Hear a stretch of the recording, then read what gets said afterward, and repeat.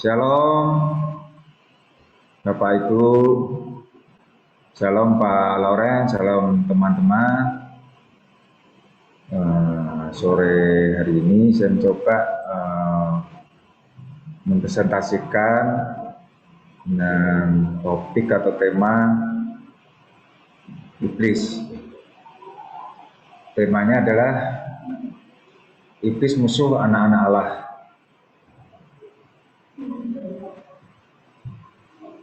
Ya, seperti kita ketahui di dalam Efesus pasal 6 ayat 12 sini tertera, karena perjuangan kita bukanlah melawan darah dan daging, tapi melawan pemerintah-pemerintah, melawan penguasa-penguasa, melawan penghulu-penghulu dunia yang jahat, melawan roh-roh jahat di udara. Kita tahu bersama bahwa iblis dan setan ini adalah musuh kita bersama.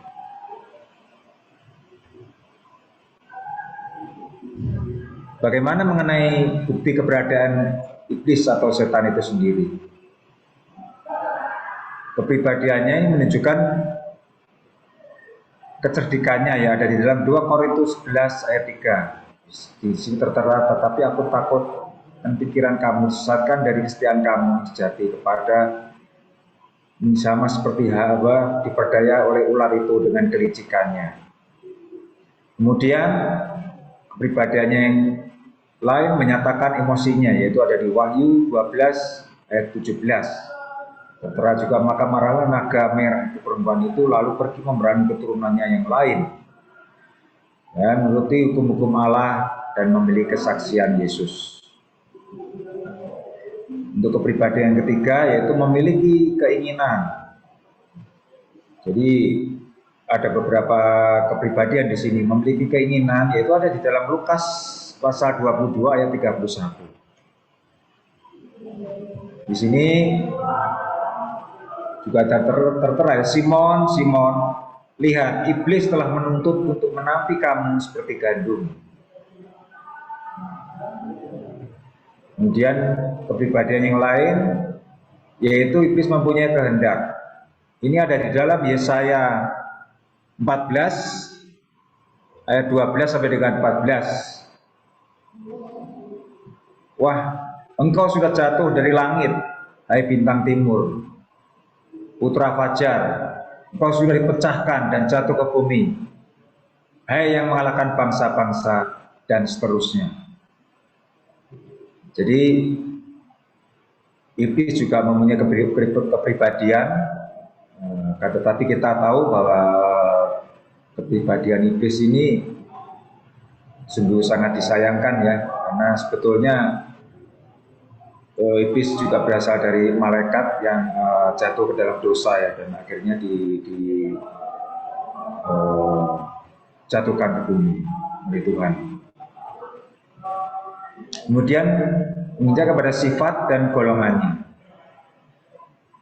Ada anggapan dalam Yeskiel 28 pasal 28 ayat 11 sampai 19 berbicara tentang setan itu sendiri. Ya. Jadi di bagian itu tersebut secara jelas menyatakan bahwa setan itu diciptakan, ini berarti bahwa dia memiliki gelar-gelar atau sebutan-sebutan yang dimiliki oleh yang hanya dimiliki oleh Allah saja. Ya, seperti Mahadir, Maha Kuasa, Maha Tahu. Kalau Allah kita kan Mahadir, Maha Kuasa, dan Maha Tahu, ya. Jadi meskipun merupakan makhluk yang perkasa, dia mempunyai keterbatasan sebagai ciptaan, dan segi ciptaan dia harus bertanggung jawab kepada penciptanya.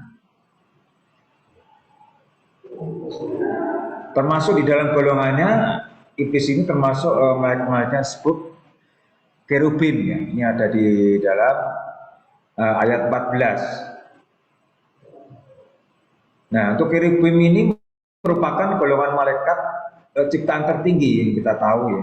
Itu merupakan golongan malaikat ciptaan tertinggi. Jadi iblis sendiri sebetulnya diciptakan pada waktu itu berupa malaikat, akan tetapi dia memberontak dan akhirnya dijatuhkan oleh Tuhan. Kemudian yang berikut disebut ilah dari dunia ini dan penguasa dari kuasa-kuasa gelap ada di dalam Korintus 4 ayat 4, juga ada di dalam Efesus 2 ayat 2. Jadi di samping keberadaannya juga ini juga sifatnya ada.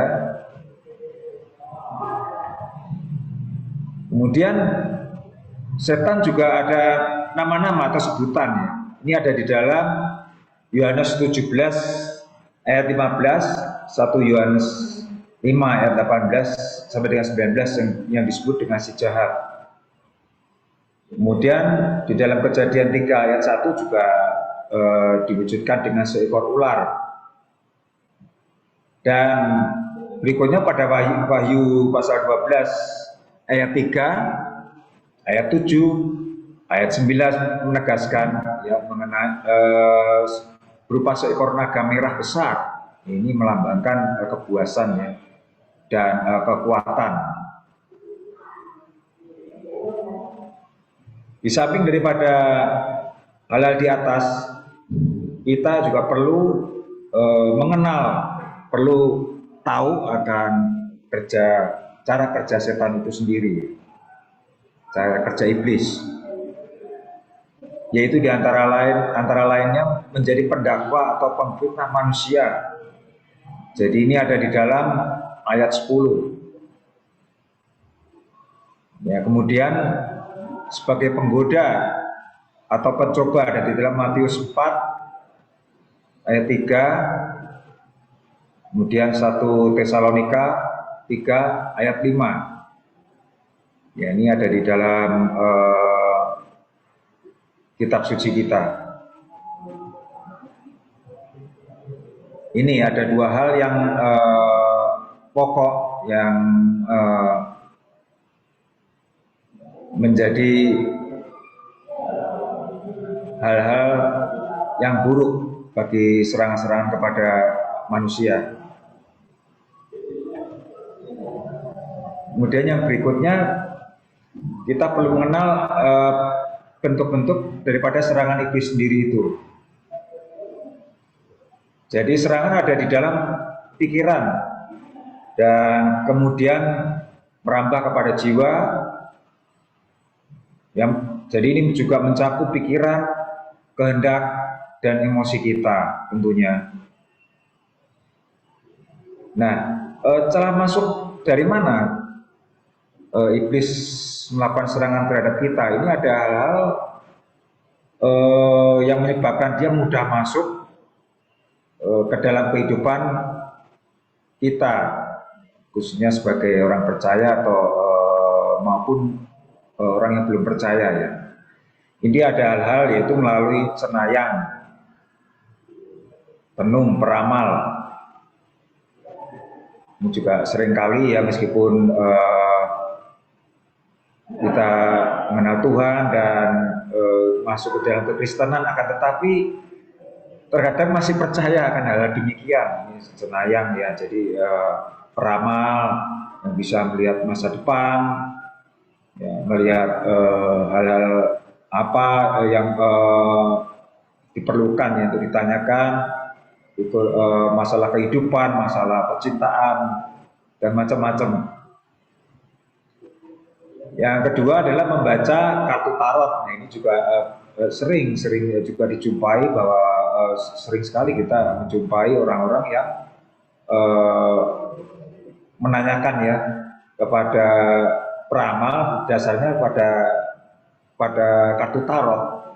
Jadi di dalam kartu tarot ini juga ada lambang-lambang ya, gambar-gambar yang mengartikan macam-macam.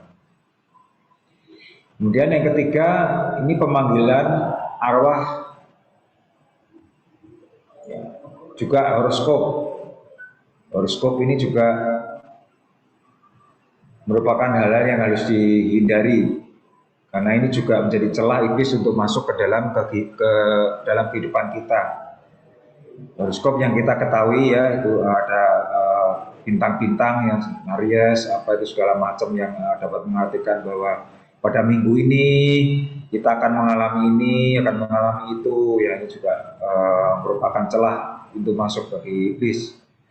Kemudian juga fenomena paranormal, ya ini juga hampir sama tadi dengan cenayang. Ini paranormal juga khususnya mengenai hal-hal pribadi atau hal-hal yang berkepentingan dengan sebuah kedudukan, kekuasaan, jabatan, dan berbagai hal.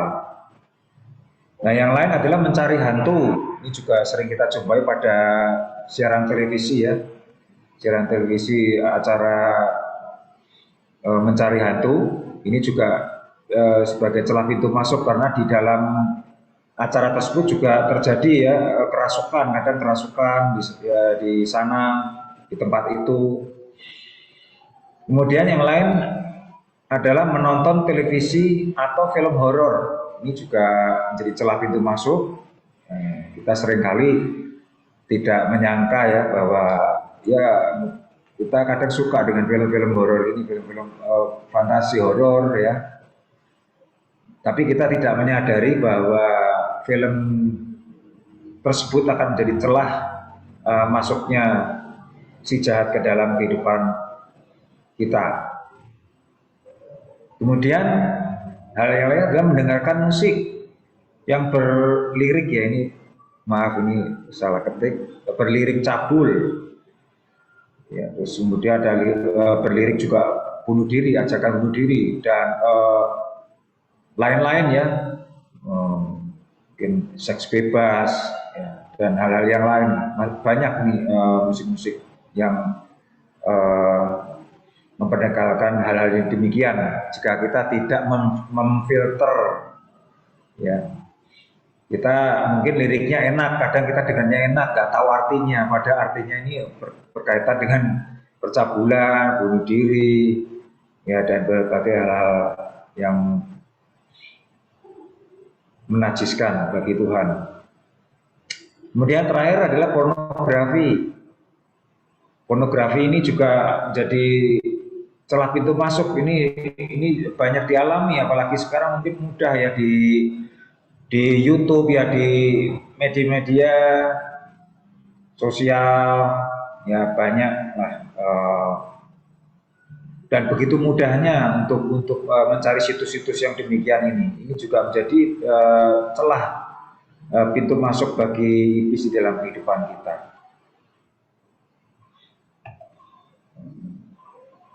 Nah, yang kedua adalah cara kajian ini pencurian identitas sebagai sarana penghancur kehidupan kita di manusia. Ya, beberapa hal tokoh yang mengalami itu antara lain Saul, Esau, Yudas, dan Yonatan.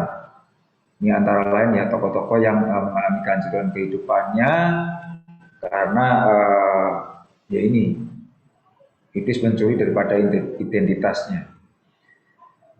Tujuan utama iblis dalam kerajaannya dengan roh jahat ini, para penguasa, mencuri identitas.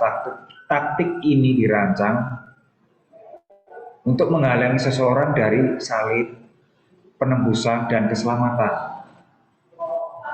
Jadi setelah mengambil tujuan dan identitas manusia, kemudian ia meninggalkan begitu saja di dalam kehancuran.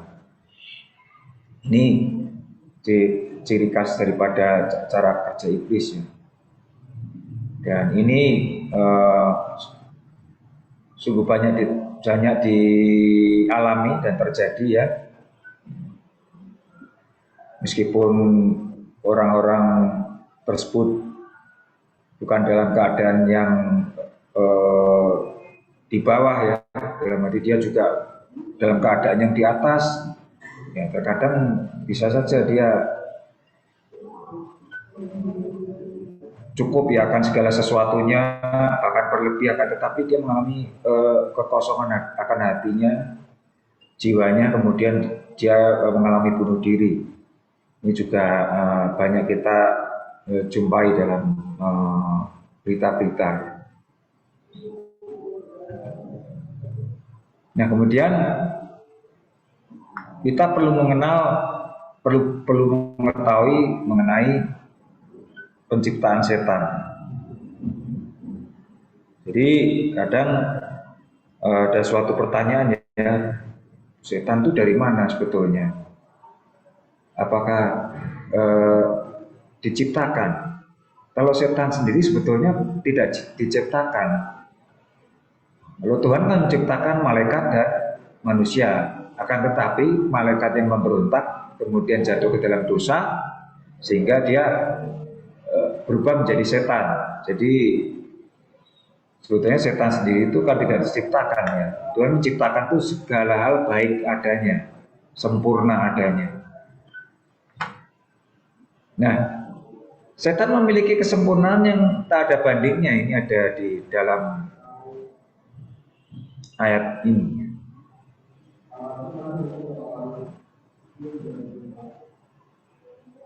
Kemudian setan juga memiliki tempat tinggal. Untuk yang memiliki kesempurnaan ini ada di dalam ayat 12 ya, di dalam Yesaya 28. Kemudian setan memiliki tempat tinggal yang tak ada bandingnya. Bandingannya ini ada di ayat 13. Tempat tinggal ini barangkali menunjuk pada Eden surgawi atau pada Eden di bumi. Dimanapun tempat tinggalnya sebelum dosa masuk merupakan tempat yang unik baginya. Kemudian setan memiliki pakaian yang tak ada bandingannya. Ini ada di ayat 13. Gambarannya yaitu dia mempesonakan tentang pakaian atau jubahnya, menunjukkan sesuatu mengenai kemuliaan yang diberikan kepadanya. Yang berikut, setan memiliki fungsi yang tak ada bandingannya. Ini ada di dalam ayat 14. Jadi dia termasuk kelompok makhluk malaikat yang disebut kerubim. Mereka dihubungkan dengan menjaga kekudusan Allah. Ini ada di dalam Kejadian 3 ayat 24. Kemudian dihubungkan dengan tahta Allah. Ada di dalam Yeskiel 1 ayat 5. Dan ini jelas sekali dihubungkan dengan kehadiran Allah yang nyata. Kemudian yang kelima, setan memiliki kesempurnaan yang tak ada bandingannya.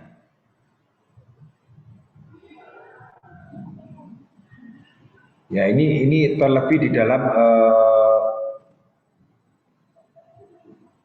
dia sempurna dalam arti benar-benar hebat dan memiliki integritas moral yang mutlak. Integritas moral yang mutlaknya yaitu berupa kejahatan. Jadi di sini sebagaimana halnya dalam ayat 13 juga diingatkan bahwa setan itu diciptakan dan sebagai ciptaan suatu hari nanti dia harus memberikan pertanggungjawaban kepada penciptanya. Jadi karena setan ini juga berasal dari ciptaan yang lalu, pasti suatu saat juga diminta pertanggungjawaban atau penghakiman oleh Tuhan. Dalam hal ini, setan atau iblis adalah lambang dari ciptaan Allah yang pada mulanya memiliki kedudukan yang tinggi, yaitu tadi yang sudah disebutkan ya, yaitu malaikat, dan sebelum kejatuhannya bisa dikatakan memiliki peranan atau jabatan tinggi untuk menguasai alam semesta, pastinya ya dunia ini.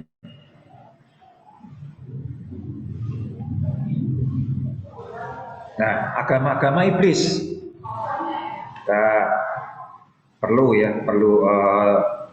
mengetahui bahwa di dunia ini ada agama-agama iblis, antara lain nih Santeria itu tapi mungkin tidak begitu dikenal ya, di Indonesia, tetapi di dunia Barat, khususnya di Amerika ini ada. Ya, ini artinya penyembahan orang-orang kudus, penyembahan atas nama 5 dewa yaitu Batala, Yamata, Ochun, Chango, dan Oya. Kemudian nih Cenayang atau disebut Palo Mayombe mengadakan perayaan pesta besar-besaran dan orang-orang kerasukan roh melakukan ritual ini dengan minum rum putih atau hitam dan cerutu. Yang aneh di sini bahwa acaranya ini walaupun melarang, walaupun di dalam ritual ini menggunakan minum-minuman keras dan cerutu, tetapi mereka melarang para anggotanya untuk pergi ke pesta, ke klub, bar, ya, untuk minum minuman keras dan merokok. Hal ini bertujuan yaitu pastinya agar tubuhnya itu selalu sehat, ya, agar tubuhnya selalu sehat sehingga tubuhnya dapat selalu dipakai dalam ritual-ritual itu. Jadi di satu sisi dalam ritual menggunakan, di sisi yang lain dia melarang, tapi ada suatu tujuan bahwa dilarang itu supaya tubuhnya tetap baik, ya, tetap sehat, agar dia dapat dimasuki, ya, dirasuki oleh roh-roh jahat itu.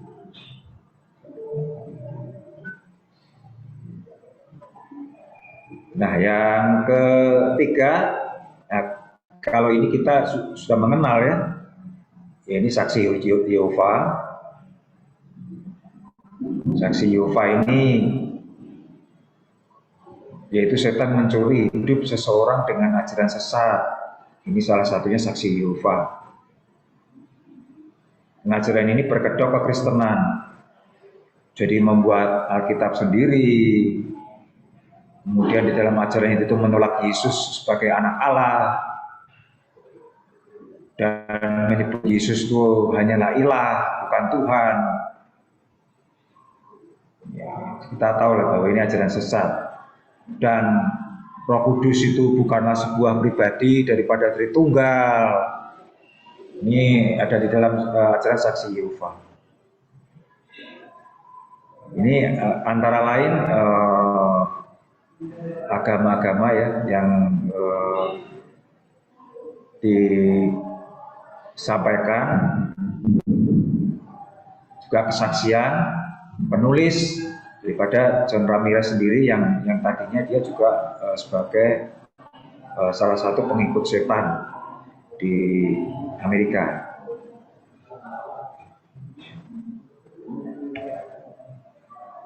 Nah, dari hal ini kita mendapat kesimpulan bahwa sebagai orang percaya kita harus selalu waspada akan tipu daya iblis untuk selalu menyerang. Sebab sesuai dengan integritasnya sebagai pemfitnah, pendakwa, penghancur, akan selalu mencari celah dan kelemahan kita, terutama dari sebuah kesusahan, pada waktu kesedihan akan menjadi celah bagi dia, maupun keadaan kita pada waktu senang itu juga menjadi celah. Maka daripada itu, ya, kita sebagai orang percaya harus senantiasa menggunakan perisai iman, topeng keselamatan, dan pedang roh, yaitu ada di dalam firman Tuhan. Ada di dalam Efesus 6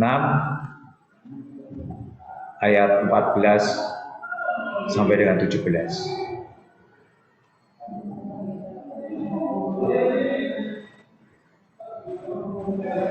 Untuk daftar pustaka,